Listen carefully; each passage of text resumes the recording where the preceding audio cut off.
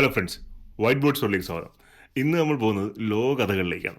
അപ്പോൾ ഈ സീരീസിൽ ഇതിന് മുമ്പ് നമ്മൾ കോൺസ്റ്റാന്റിനോപ്പിളിൻ്റെ വീഴ്ച, സുൽത്താൻ മെഹമ്മദ് ഡ്രാക്കുളയെ കീഴ്പ്പെടുത്തുന്നത്, പിന്നെ ഇപ്പം നടന്നുകൊണ്ടിരിക്കുന്ന പിഗ് ബുച്ചറിങ് എന്ന സ്കാം, അതിനെക്കുറിച്ചെല്ലാം തന്നെ സംസാരിച്ചിരുന്നു. എന്നാൽ ഇന്ന് നമ്മൾ പോകുന്നത് ഒരു അഡ്വാൻസ്ഡ് ആയിട്ടുള്ളൊരു കമ്പനിയും അവരുടെ പ്രോഡക്റ്റിനെയും പറ്റി സംസാരിക്കാനാണ്. അപ്പോൾ നമ്മൾ പെട്ടെന്ന് വിചാരിക്കുന്നുണ്ടാവും, എന്തിനാണ് ഈ ഒരു കമ്പനിയെ പറ്റിയും അതിൻ്റെ പ്രോഡക്റ്റിനെ പറ്റി സംസാരിക്കുന്നതെന്ന്. അതിൻ്റെ കാരണമെന്ന് പറഞ്ഞാൽ ഈ പ്രോഡക്റ്റ് ഉപയോഗിച്ച് ഉണ്ടാക്കുന്ന സാധനങ്ങൾ ഉപയോഗിക്കാത്തവരായി ആരും തന്നെയും ലോകത്തില്ല എന്ന് വേണമെങ്കിൽ നമുക്ക് പറയാം. അല്ലെങ്കിൽ ഒരു 90-95% ആൾക്കാരും ഇതിൻ്റെ ഉപഭോക്താക്കളാണെന്ന് നമുക്ക് പറയാം. ഇനി ഏതാണ് ഈ കമ്പനി, അവരെന്താണ് ഉണ്ടാക്കുന്നത് എന്നുള്ളത്. ഇപ്പോൾ ഈ കമ്പനിയുടെ പേരാണ് ASML. ASML എന്ന് പറഞ്ഞാൽ advanced semi conductor material lithography. ഇതാണ് ഈ കമ്പനിയുടെ പേര്. ഇതൊരു ഡച്ച് കമ്പനിയാണ്. നമ്മൾ ഹോളണ്ട് അവിടെയുള്ള കമ്പനിയാണ്. നെതർലാൻഡ്സ് അവരുടെ പേര് പലപ്പോഴും മാറി പറയുമെങ്കിലും നെതർലാൻഡ്സ് ആണ് ഈ കമ്പനിയുടെ ആസ്ഥാനം. ഇനി ഈ കമ്പനി എന്താണ് ചെയ്യുന്നതെന്ന് പറഞ്ഞാൽ, ഈ കമ്പനി നമുക്ക് ചിന്തിക്കാൻ പറ്റാത്ത അത്രയും രീതിയിലുള്ള വലിയ കോംപ്ലക്സ് മെഷീൻസ് ആണ് ഉണ്ടാക്കുന്നത്. ഈ കോംപ്ലക്സ് മെഷീൻസ് എന്തിനാണ് ഉപയോഗിക്കുന്നതെന്ന് അറിയാമോ? ഈ കോംപ്ലക്സ് മെഷീൻസ് ഉപയോഗിച്ചിട്ടാണ് നമ്മളെ മൊബൈൽ ഫോണിലും നമ്മുടെ കാറുകളിലും നമ്മുടെ ടി വിയിലും വാഷിംഗ് മെഷീനിലും എല്ലാം ഉള്ള മൈക്രോ സർക്യൂട്ടുകൾ ബിൽഡ് ചെയ്യുന്നത്. ആ സർക്യൂട്ട്സിൻ്റെ അകത്ത് ട്രാൻസിസ്റ്റേഴ്സ് എംബഡ് ചെയ്യാനും അതിൻ്റെ ഫങ്ഷണാലിറ്റിയൊക്കെ അച്ചീവ് ചെയ്യാനും വേണ്ടിയിട്ട് ഉപയോഗിക്കുന്ന ആ മെഷീൻസ് ബിൽഡ് ചെയ്യാനാണ് ഈ കമ്പനി ചെയ്യുന്നത്. ഇനി പ്രത്യേകിച്ചും ഈ കമ്പനിയുടെ ഒരു വർക്കിംഗ് എന്താണ് അവരതിൻ്റെ ഒരു ഡീറ്റെയിൽസിലേക്ക് നമുക്ക് പോകാം. ഈ കമ്പനി ചെയ്യുന്ന പ്രോഡക്ട്സുകളിൽ ഒന്നാണ് എക്സ്ട്രീം അൾട്രാ വയലറ്റ് ലിത്തിയോഗ്രാഫി എന്ന് പറയുന്നത്. അത് US മാത്രം കറൻ്റ്ലി ഉപയോഗിക്കുന്ന ഒരു ടെക്നോളജിയാണ്. ഒരു അപ്പർ ഹാൻഡ് കിട്ടാൻ വേണ്ടിയിട്ട് അവർ വേറെ ആർക്കും തന്നെയും ഈ ടെക്നോളജിയുടെ ഒരു സെയിൽ കൊടുത്തിട്ടില്ല. അപ്പം ASMLന് വേറെ രാജ്യങ്ങൾക്ക് ഈ എക്സ്ട്രീം അൾട്രാ വയലറ്റ് ലിത്തിയോഗ്രാഫി ചെയ്യുന്ന മെഷീൻസ് സെല് ചെയ്യാൻ പറ്റില്ല.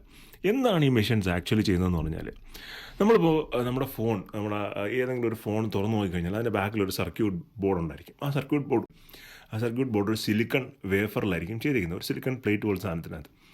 അതിൻ്റെ അകത്ത് ഈ വരുന്ന ട്രാൻസിസ്റ്റേഴ്സും എംബഡിങ്ങും എല്ലാം തന്നെയും നമ്മൾ വിചാരിക്കുന്നത് ആരെങ്കിലും മെഷീനിൽ വെച്ച് പ്രിൻ്റ് ചെയ്ത് അല്ലെങ്കിൽ മെഷീനിൽ വെച്ച് അടിച്ച് വരുന്നതാണ്. അങ്ങനെ അല്ല.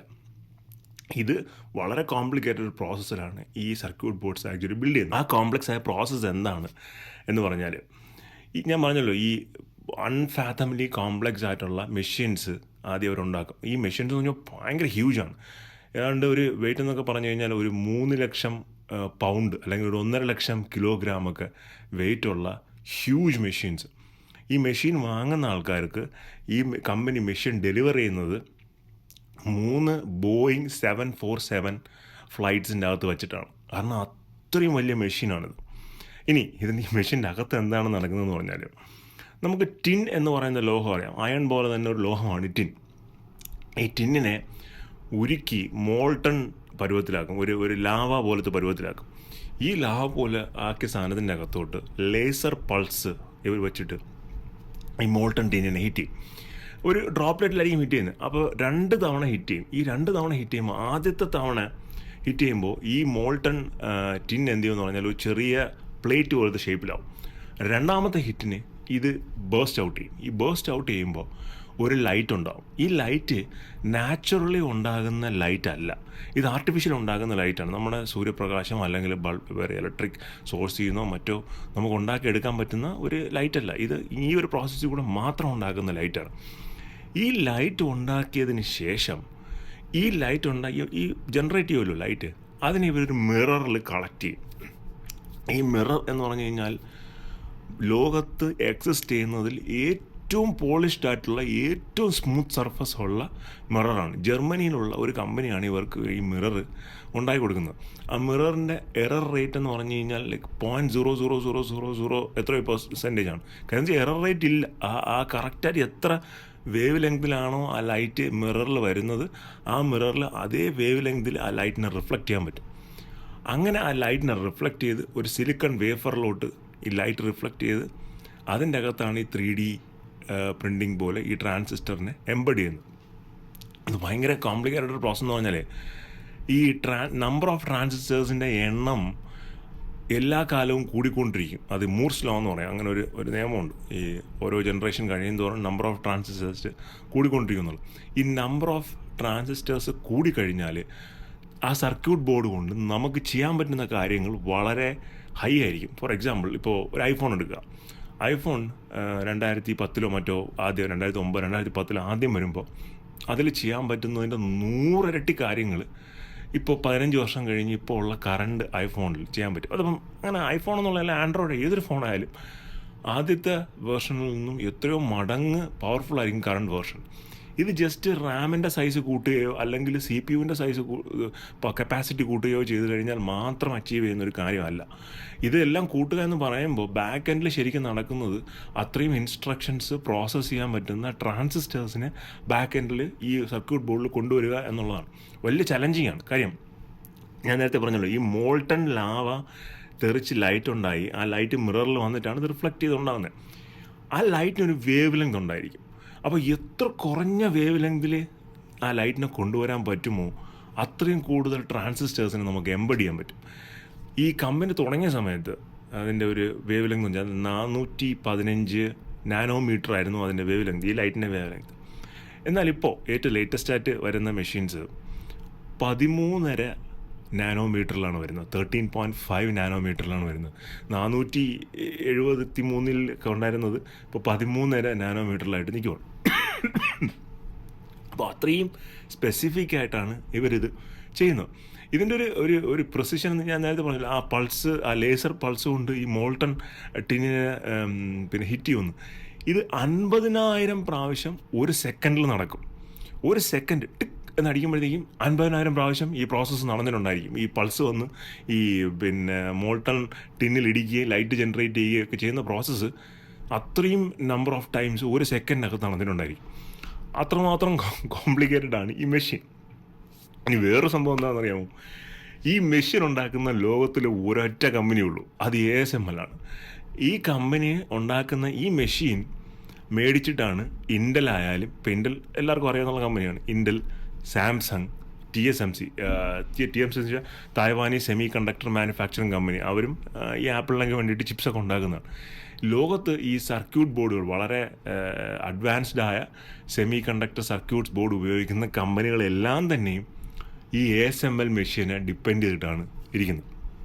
അതിൽ അവർക്ക് ഡിഫറെൻറ്റ് വേർഷൻസ് ഉണ്ട്. ഏറ്റവും അഡ്വാൻസ്ഡ് വേർഷനാണ് ഞാൻ നേരത്തെ പറഞ്ഞ പോലെ എക്സ്ട്രീം അൾട്രാ വയലറ്റ് ലിഥിയോഗ്രാഫി എന്ന് പറയുന്നത്. അത് കറൻ്റ്ലി US വേറെ രാജ്യങ്ങൾക്കൊന്നും സെല് ചെയ്യാൻ പാടില്ല, അവരുടെ അലൈസിന് മാത്രമേ കൊടുക്കാൻ പാടുള്ളൂ, അങ്ങനെയൊക്കെയുള്ള കുറേ റെസ്ട്രിക്ഷൻസ് ഒക്കെ അതിൻ്റെ അകത്ത് കൊണ്ടുവന്നിട്ടുണ്ട്.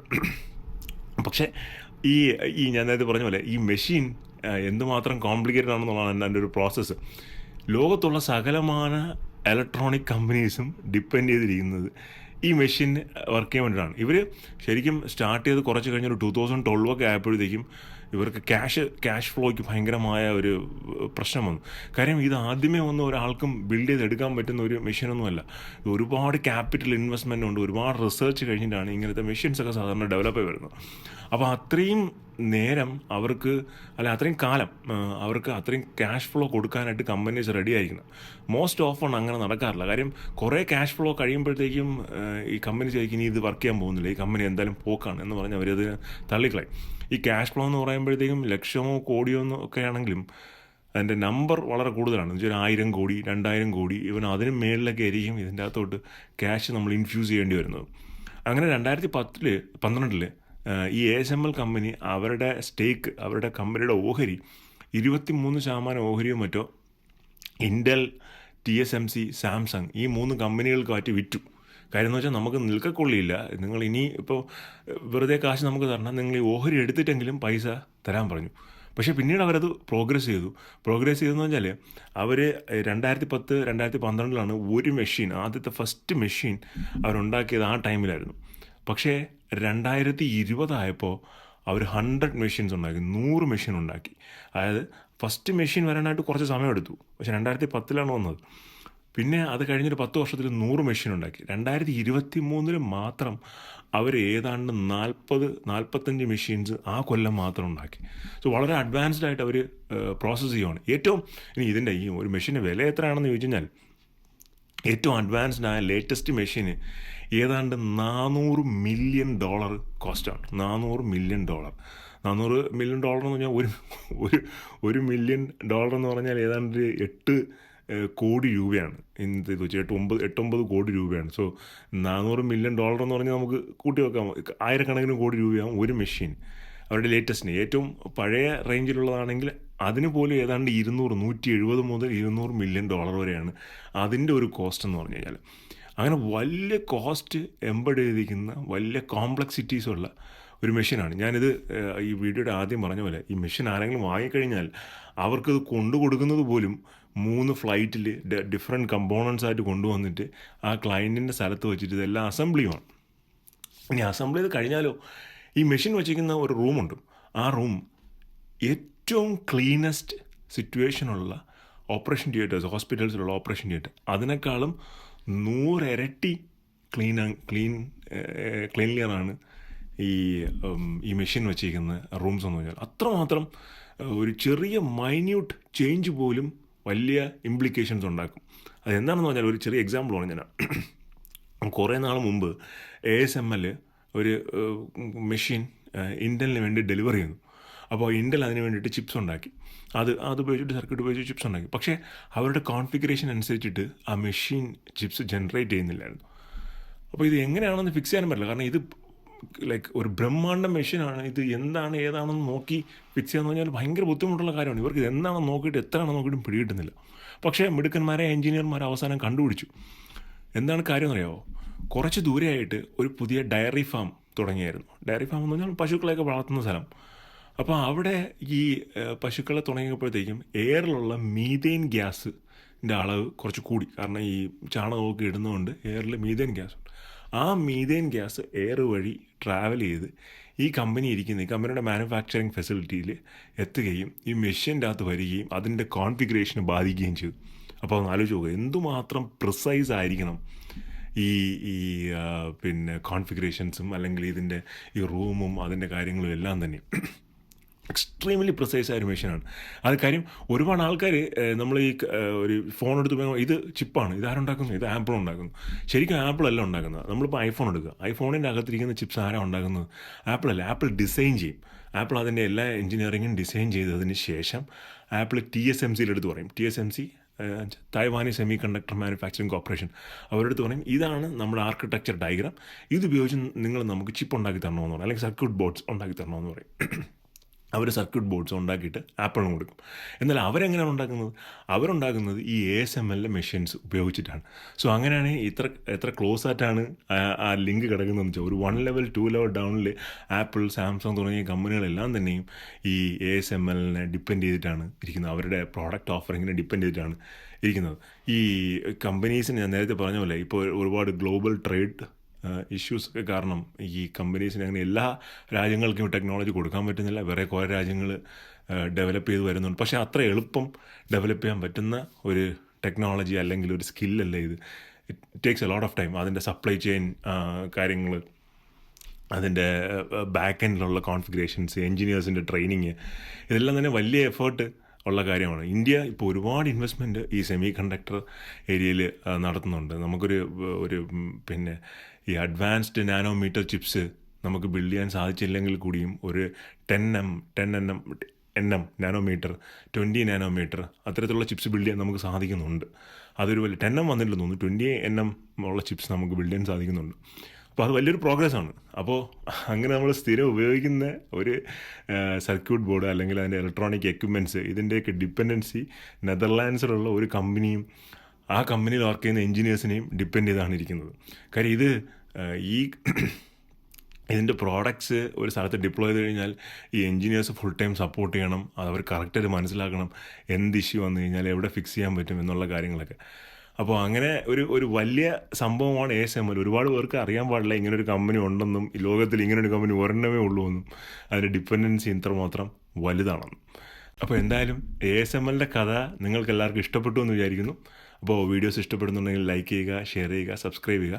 ASMLനെ കുറിച്ച് കൂടുതൽ ഡീറ്റെയിൽസ് അറിയാവുന്നവർ, ചിപ്പ് മാനുഫാക്ചറിങ്ങിനെ പറ്റി കൂടുതൽ ഡീറ്റെയിൽസ് അറിയാവുന്നവർ കമൻറ്റ് ചെയ്യുക. നല്ലൊരു ഡിസ്കഷൻ ഫോറം ക്രിയേറ്റ് ചെയ്യുക.